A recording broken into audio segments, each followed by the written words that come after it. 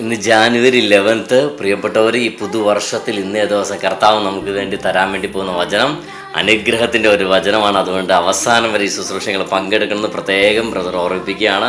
മാത്രമല്ല, നിങ്ങളുടെ ഫ്രണ്ട്സിനും റിലേറ്റീവ്സിനും പരിചയമുള്ള എല്ലാവരിലേക്കും നിങ്ങൾ ഈ ശുശ്രൂഷ ഷെയർ ചെയ്ത് കൊടുക്കണം. ഒപ്പം തന്നെ സ്റ്റാറ്റസ് ആക്കാൻ മറക്കരുത്. യൂട്യൂബിലാണ് നിങ്ങൾ ഈ ശുശ്രൂഷ കാണുന്നതെങ്കിൽ എൽഷദായ് TV എന്ന യൂട്യൂബ് ചാനൽ നിങ്ങൾ സബ്സ്ക്രൈബ് ചെയ്തിട്ടില്ലെങ്കിൽ ഇപ്പോൾ തന്നെ ചെയ്യണം. അതുപോലെ തന്നെ ഫേസ്ബുക്കിലോ ഇൻസ്റ്റാഗ്രാമിലോ ത്രെഡ്സിലോ ആണ് കാണുന്നതെങ്കിൽ ജെഫിൻ മൂലംകുഴി എന്ന പേജ് ഒന്ന് ഫോളോ ചെയ്തേക്കണം. എല്ലാ ദിവസമുള്ള വചനം നിങ്ങളുടെ കൈകളിലെത്തും.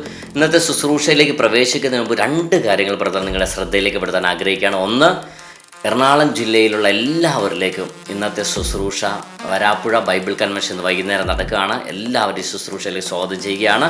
ഇത് കണ്ടുകൊണ്ടിരിക്കുന്ന എല്ലാവരും, വിദേശങ്ങളിലായിരിക്കുന്ന ലോകത്തിൻ്റെ പല ഭാഗങ്ങളിലിരിക്കുന്ന എല്ലാവരും ഈ ശുശ്രൂഷ വേണ്ടി പ്രാർത്ഥിക്കണം, പ്രത്യേകം ഓർമ്മിപ്പിക്കുന്നു. അതുപോലെ തന്നെ ജനുവരി 30 മുതൽ 3 ദിവസത്തെയുള്ള ശക്തീകരണ ധ്യാനം കോട്ടയം ക്രിസ്ത്യൻ ധ്യാനകേന്ദ്രത്തിൽ വെച്ച് നടക്കുകയാണ്.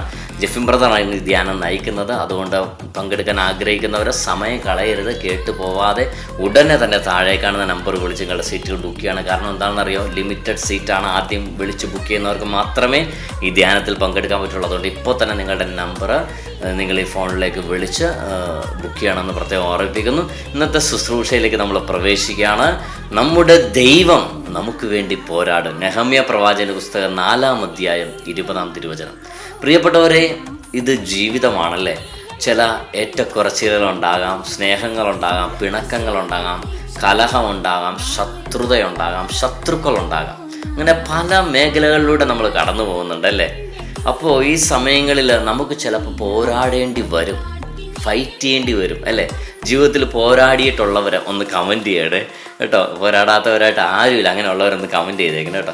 അപ്പോൾ നമുക്ക് പലരോടും പല സാഹചര്യങ്ങളോടും പലതിനോടും ഒക്കെ നമുക്ക് ഫൈറ്റ് ചെയ്യേണ്ടി വരും അല്ലേ. ശരിയാണോ ഞാൻ പറയുന്നത്?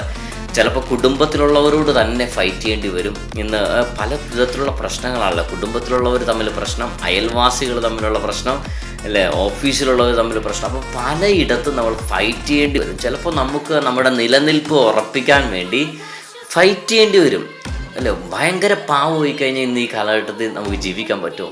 പറ്റിയല്ല അല്ലേ. എപ്പോഴും കരഞ്ഞുകൊണ്ടിരുന്ന പ്രശ്നമാണ്. അപ്പോൾ എല്ലാവരും നമ്മുടെ തലയിൽ കയറി തുടങ്ങും. അപ്പോൾ പറയേണ്ട കാര്യങ്ങൾ പറയണം. അതാണ് കർത്താവ്.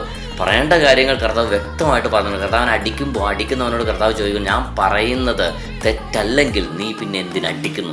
പറയേണ്ട കാര്യങ്ങൾ പറയണം. പ്രിയപ്പെട്ടവരെ, കർത്താവ് നമ്മുടെ കൂടെ ഉണ്ടെങ്കിൽ നമ്മുടെ പോരാട്ടം വിജയിക്കുക. അതാണ് ഈ വചനം പറയുന്നത്. നെഹമ്യ 4:20 വചനം നമ്മുടെ എല്ലാവരുടെയും ജീവിതങ്ങൾ അനുഗ്രഹമായി മാറട്ടെ, അഭിഷേകമായി മാറട്ടെ. കർത്താവ് എല്ലാവരും സമൃദ്ധമായി അനുഗ്രഹിക്കട്ടെ. ആമേൻ.